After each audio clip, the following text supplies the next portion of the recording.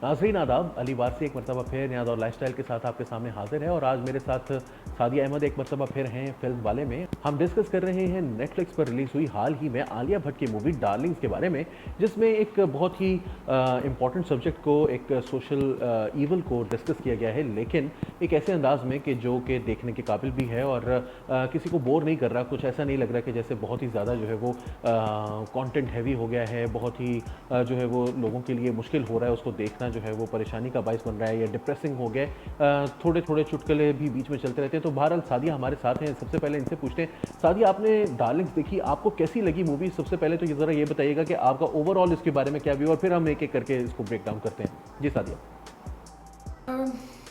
अली, मैंने एक्चुअली क्योंकि हमारा इरादा था आज इस फिल्म को रिव्यू करने का, लेकिन उसके अलावा भी क्योंकि इसके बारे में कुछ इतने अच्छे तबसरे सुनने को मिल रहे थे कि मुझे लगा कि ये फ़िल्म देखना बहुत ज़रूरी है। और वैसे भी कुछ एक्टर्स वो हैं बॉलीवुड में जिनके बारे में आप सोच सकते हैं कि ये जो भी स्क्रिप्ट्स का इंतखाब करेंगे वो स्क्रिप्ट्स हमेशा अच्छे स्क्रिप्ट्स ही होंगे।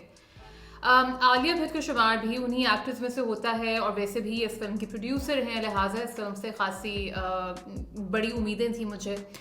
उसके अलावा भी विजय वर्मा, शिफाली शाह, ये भी वो एक्टर्स हैं जिनसे हमने हमेशा अच्छा काम ही देखा है। अब अगर मैं बात करूँ एक ओवरऑल रिव्यू की, तो मेरे ख्याल में इस फिल्म का जो मौजू है वो बहुत अहम है। ये फिल्म बात करती है डोमेस्टिक वायलेंस के बारे में, और डोमेस्टिक वायलेंस के बारे में जिस तरीके से आपने फरमाया कि ये इस अंदाज में बात करती है कि वो कोई बहुत ज्ञानी अंदाज नहीं लगता। It doesn't seem to be very preachy. ये चीज़ बहुत अहम है। फिर दूसरी एक बात ये है कि ये फिल्म एक डार्क कॉमेडी है। अगर हम बात करें साउथ एशियन सिनेमा की, मैं ये नहीं कहूँगी कि हिंदी सिनेमा या तमिल सिनेमा या Urdu cinema, south Asian cinema की बात करें तो डार्क कॉमेडी को बहुत कम टच किया गया है। लिहाजा इस फिल्म का मौजू भी बहुत अहम है और ये फिल्म जिस तरीके की फिल्मों को रिप्रेजेंट करती है वो भी बहुत अहम है। अब इस सिलसिले में ये है कि यकीनन एक बहुत अच्छा मौजू है, इस मौजू पे बात होनी चाहिए। डोमेस्टिक वायलेंस पे, जेंडर बेस्ड वायलेंस पे उस तरीके से गुफ्तगू नहीं होती, और अगर गुफ्तगू होती भी है तो वो इस तरीके से होती है कि देखने वाले कुछ इतने इंटरेस्टेड नहीं होते उसमें। मुझे ओवरऑल अगर देखा जाए तो मेरे ख्याल में मुझे लगता है कि लोगों को ये फिल्म देखनी चाहिए, लेकिन ऑन दी अदर हैंड मुझे इस फिल्म से कुछ शिकायतें भी हैं। मिसाल के तौर पर हमें एक्टर्स की एक्टिंग इंडिविजुअल लगती है, आइसोलेटेड लगती है। हमें ये एहसास नहीं होता कि ये इकट्ठे एज अ टीम काम कर रहे हैं। तो मेरे ख्याल में वो थोड़े डायरेक्शन के मसले हैं, और उस सिलसिले में भी मुझे लगता है कि थोड़ा लेवरेज देना चाहिए क्योंकि डायरेक्टर की ये पहली फिल्म थी। जी सादिया, तो ये तो बात आपकी बिल्कुल मुझे जो है वो समझ में आती है, जो आप कह रही हैं कि इंडिविजुअल्स की जो थोड़ा सा लग रहा था कि जैसे कोई कहीं पर अदाकारी कर रहा है, कोई कहीं पर अदाकारी कर रहा है। मुझे भी थोड़ा सा ऐसा डिसजॉइंटेड सा लगे, कुछ एफर्ट्स जो हैं वो ऐसा नहीं लग रहा था कि जैसे केमिस्ट्री उस तरह की हो जिस तरह की हम चाहते हैं। लेकिन आई थिंक कि वो ना थोड़ा सा टच देने की कोशिश की गई थी, वो डेढ़ इश्किया और इश्किया वाली। आपका क्या ख्याल है? आपको नहीं लगता कि इस तरह का कुछ डायरेक्टर के माइंड में वो चल रही थी मूवी?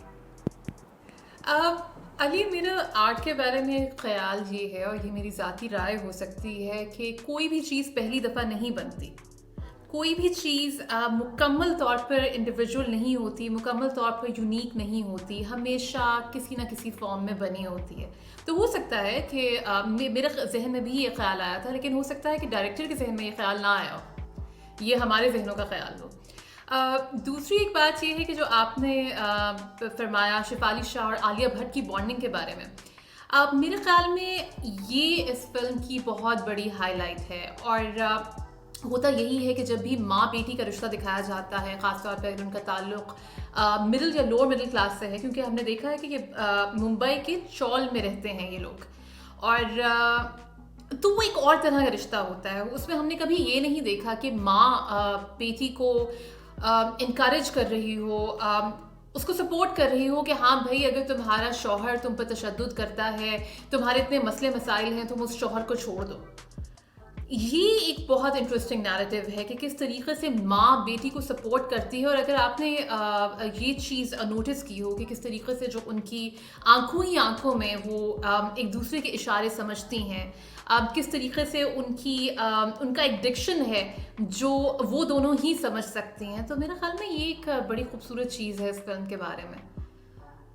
अग्रीड। और मैंने जो थोड़ी सी चीज़ एक नोटिस की ना सादिया, वो ये थी कि फ़िल्म का वैसे तो मुझे मतलब बहुत मज़ा आया देखने का, लेकिन एक एक थोड़ी सी कुछ लोगों का ख्याल है कि वो जो मोहल्लेदार हैं उसके इन लोगों के चौल के अंदर जो दूसरे लोग रहते हैं, वो बिल्कुल जो है वो उससे एक तरह से दूर हैं, वो बिल्कुल इंडिफरेंट हैं कि वहाँ पर क्या हो रहा है। लेकिन मेरा ये अपना व्यू है कि इसके अंदर ये दिखाया गया है कि वो लोग भी उससे इफ़ेक्ट हो रहे हैं। वो उसके अंदर वो उसको बंदे को जाके, वो हमज़ा शेख जो है बदरुन्निसा का शौहर, वो उसको जाके लड़ नहीं रहे उससे, उसे तंग नहीं कर रहे, उसको जो है वो रोक नहीं रहे, लेकिन at the same time they are feeling a bit of discomfort, जो कि नॉर्मल नहीं है। मतलब नॉर्मली ये दिखाया जाता है कि जो मोहल्लेदार हैं, जो इर्द गिर्द के लोग हैं, वो अग्रेसर का साथ देते हैं। इनफैक्ट बहुत मौके पर इस तरह हम रियल लाइफ में भी देखते हैं कि वो दे रहे होते हैं लोग साथ। तो मेरा तो ये ख्याल है कि ये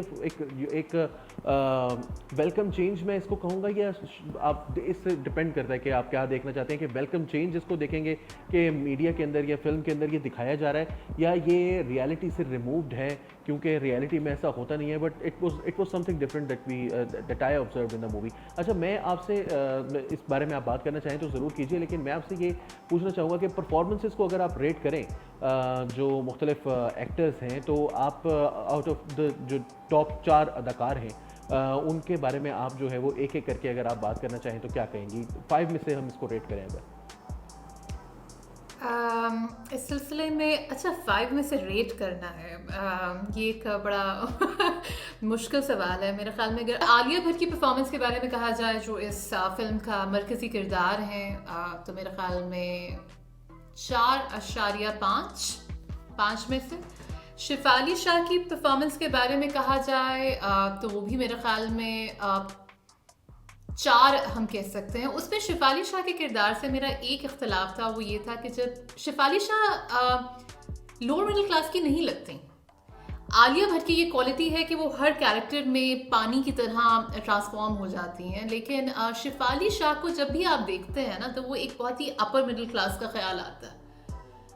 जो उनकी बॉडी लैंग्वेज है, जिस तरीके से वो खुद को कैरी करती हैं, और वो सारा कुछ, वो कहीं से भी वो ये नहीं लग रहा था कि वो लोअर मिडिल क्लास से हैं। तो मुझे ये थोड़ा सा एक उनके कैरेक्टर से था, लेकिन जाहिर बात है कि उनकी अदाकारी तो हमेशा की तरह बहुत खूबसूरत थी। विजय वर्मा मेरे कुछ पसंदीदा अदाकारों में से एक हैं, लेकिन मुझे ये लगा कि इस किरदार में विजय वर्मा कुछ ऐसे ख़ास मुख्तलिफ नज़र नहीं आए। वो ऐसा, जो उनका डिक्शन था, जिस तरीके से वो खुद को कैरी कर रहे थे, वो कुछ ऐसा ही था जिस तरीके से वो हमने गुज़िश्ता कुछ फिल्मों में उनके किरदार देखे। लेकिन ज़ाहिरी बात है उन्होंने इस किरदार को बखूबी निभाया, तो मेरे ख्याल में 4 में से 5। और अब हम आते हैं जुल्फ़ी के किरदार पे, जो रोशन मैथ्यू ने प्ले किया है।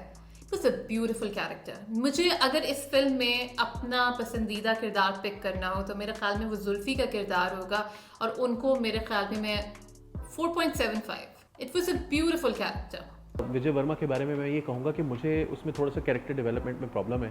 मुझे ये लगता है कि वो थ्रू आउट वो एक ही टोन पर चला जा रहा है। वो किरदार वो मूव नहीं कर रहा, वो हिल नहीं रहा। अग्री के जो एडिक्टेड लोग होते हैं, जो लोग थोड़े से डोमिनेट करने के लिए वो वायलेंस का सहारा लेते हैं, नॉर्मली वो ऐसे ही होते हैं, वो इसी तरह के रहते हैं। लेकिन उस बंदे के ऊपर कोई चीज़ असर नहीं कर रही, यानी वो अगर बुरा भी उसके साथ उसको महसूस हो रहा है कि मैंने गलत किया है, the next day he be the same.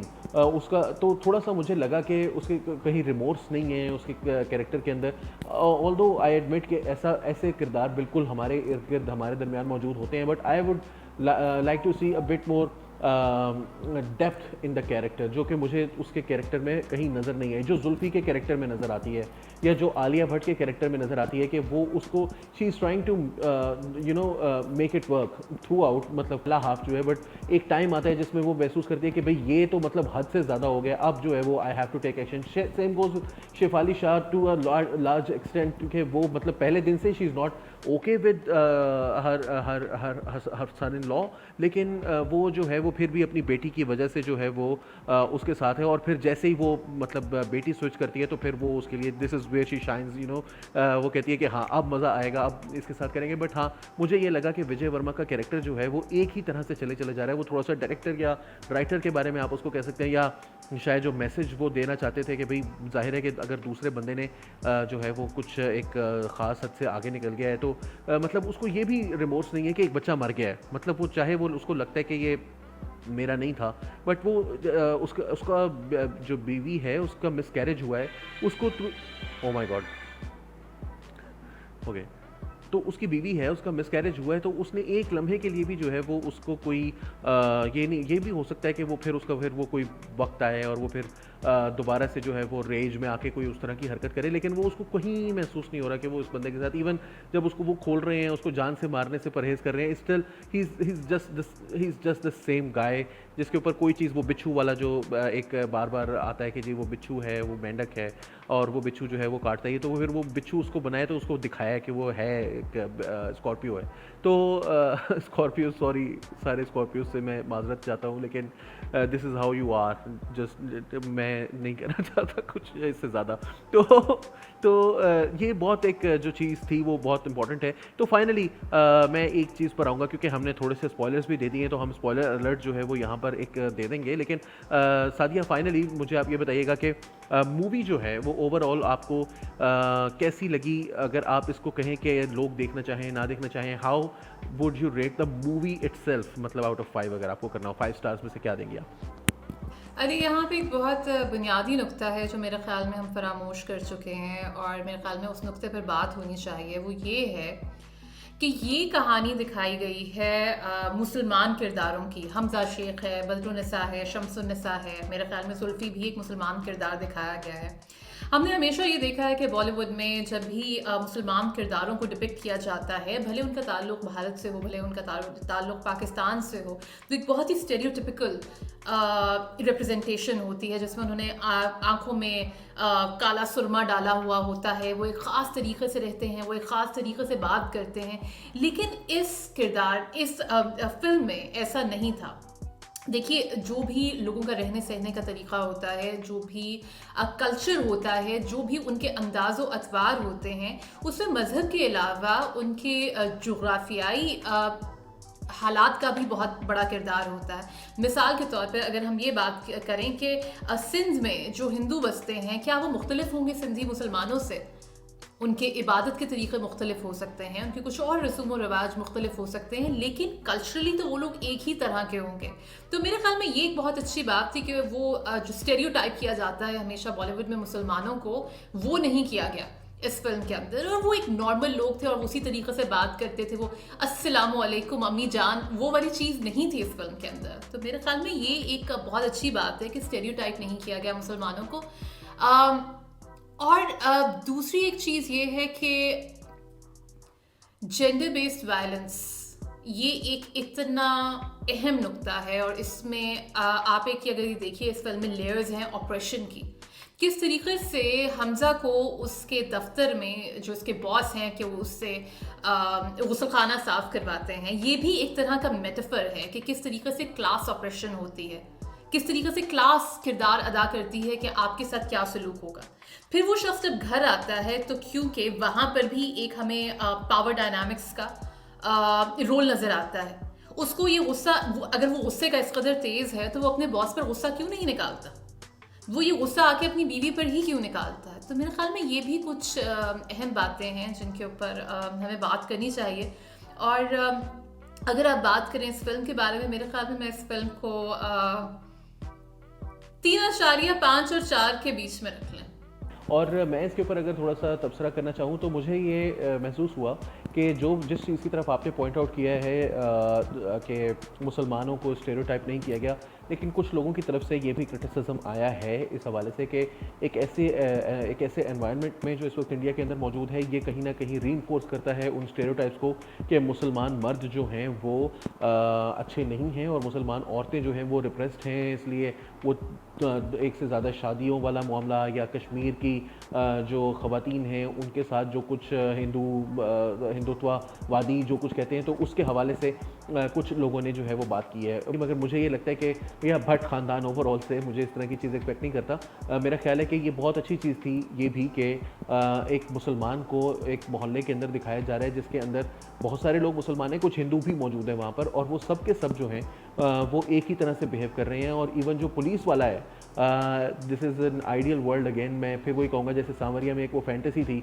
Sanjay Leela Bhansali की, ये भी जो है वो आलिया भट्ट की या जो भी राइटर डायरेक्टर इसके हैं उनकी फैंटेसी है शायद, कि एक पुलिस वाला है वो अपना खा ठीक कर रहा है खा की जगह, और वो अपनी खाला कहने की कोशिश कर रहा है इंस्टेड ऑफ जो नॉर्मली दिखाए जाते हैं स्टेरियोटाइप्स उसको जो है वो कर रहा हो। फिर पुलिस के अंदर जो मसाइल हैं वो भी दिखाए जा रहे हैं। मुझे ये लगा कि कहीं पर जेंडर बेस्ड वायलेंस के तो एक रिस्पॉन्ड वो कर रही है खातून, वो नज़र आ रहा है, but at the same time उसके जो बॉस है जो उससे रोज़ाना टॉयलेट साफ़ करवाता है, उसके लिए कोई हमें जो है ना वो प्यूनिटिव एक्शन हमें कहीं पर रियासत की सतह पर या माशरे की सतह पर होता हुआ नहीं दिखाया गया, विच इज़ मैं समझता हूँ कि बहुत हद तक जो है ना वो जैसा माशरा है वैसे ही दिखाया गया है। तो मैं अगर इसको रेट करना चाहूँ तो मैं भी तकरीबन 3.75 ही करूँगा, क्योंकि मुझे कहीं ना कहीं ये रियलिटी से रिमूव लगी।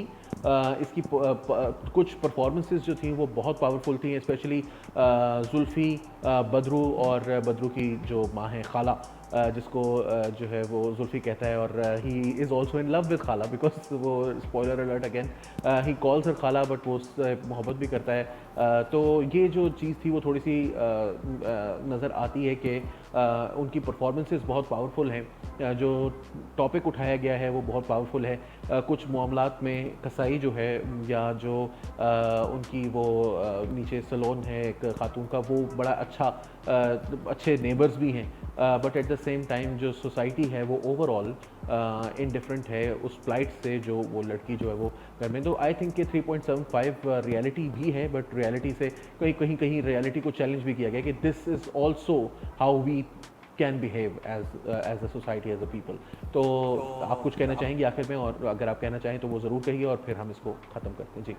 जी, तो मैं इस सिलसिले में एक चीज़ ये कहना चाहूँगी, वो ये है कि अगर जो ये एतराज़ आ रहा है कि मुसलमान मर्दों को हमेशा दिखाया जाता है कि मुसलमान मर्द औरतों पे बहुत जुल्म करते हैं, इसलिए मुस्लिम वुमेन नीड सेविंग, और इसके ऊपर हम जानते हैं कि बहुत से एकेडमिक काम भी हुआ है कि do Muslim women really need saving.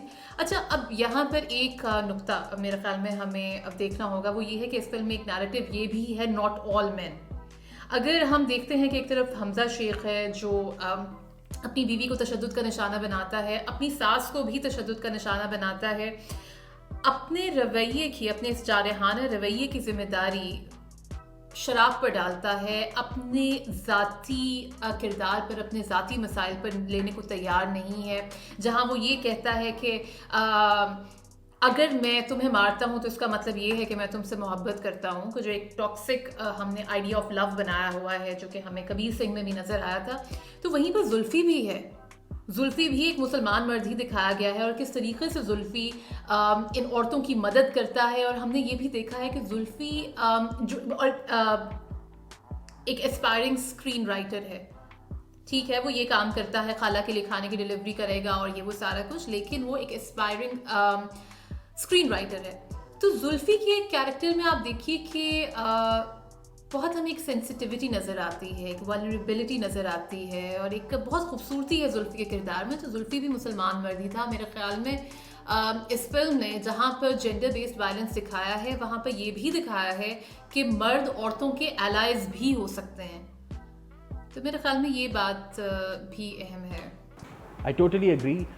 ये बात आपने जो कही कि फ़िल्म के अंदर कम्प्लीटली उस तरह से नहीं दिखाया गया। कुछ लोगों का क्रिटिसिज्म आया है, लेकिन जो बात आपने कही वो भी इम्पॉर्टेंट है कि एट द सेम टाइम एक मुसलमान मर्द को ही एक एलाई भी दिखाया है। वो उनकी जो प्रॉब्लम्स हैं उसके साथ वो अंडरस्टैंड भी करता है, उनको एक्नॉलेज भी करता है, उनको हेल्प भी करने की कोशिश करता है। वो वायलेंट नहीं है, वो हमज़ा से लड़ने नहीं लग गया जब हमज़ा जो है वो उसके ऊपर कोई इल्ज़ाम लगाता है, but at the same time वो उसको जो है वो अलर्ट भी कर रहा है कि वो आएगा और तुम्हारे लिए जो है वो एक प्रॉब्लम होगी। तो ये बहुत सारी चीज़ें जो थी वो लेयर्स थी जुल्फ़ी के कैरेक्टर में, which is why I think Zulfi's character was मेरा भी फेवरेट कैरेक्टर जो है। मैं कह सकता हूँ कि ऑफ कोर्स आलिया भट्ट के बाद जो है वो बहुत मज़ेदार कैरेक्टर था। तो थैंक यू सादिया। और हो सकता है कि व्यूअर्स को कुछ बातें हमारी बुरी लगें, क्योंकि हमने जो है वो उनकी फ़िल्म देखने से पहले शायद हमने ये सब बातें कर दी हों, लेकिन आप फ़िल्म को भी ज़रूर देखें। आई थिंक कि 3.75 और 4 तकरीबन इसका मेरा भी वही बनता है जो सादिया कहती हैं, तो आप लोग भी ज़रूर देखें। I think 3.75 is a good rating for a movie to be watched. Sadia बहुत शुक्रिया, व्यूअर्स का भी बहुत शुक्रिया। डार्लिंग्स को देखिए और नया दौर लाइफस्टाइल को भी ज़रूर देखिए। हम आपके लिए मज़ीद रिव्यूज़ लेकर आते रहेंगे, मज़ीद कंटेंट लेकर आते रहेंगे, ख़बरें लेकर आते रहेंगे, वीडियोज़ लेकर आते रहेंगे। हमारे साथ जुड़े रहिए। नया दौर लाइफस्टाइल के साथ अली वारसी को इजाज़त दीजिए। आदाब।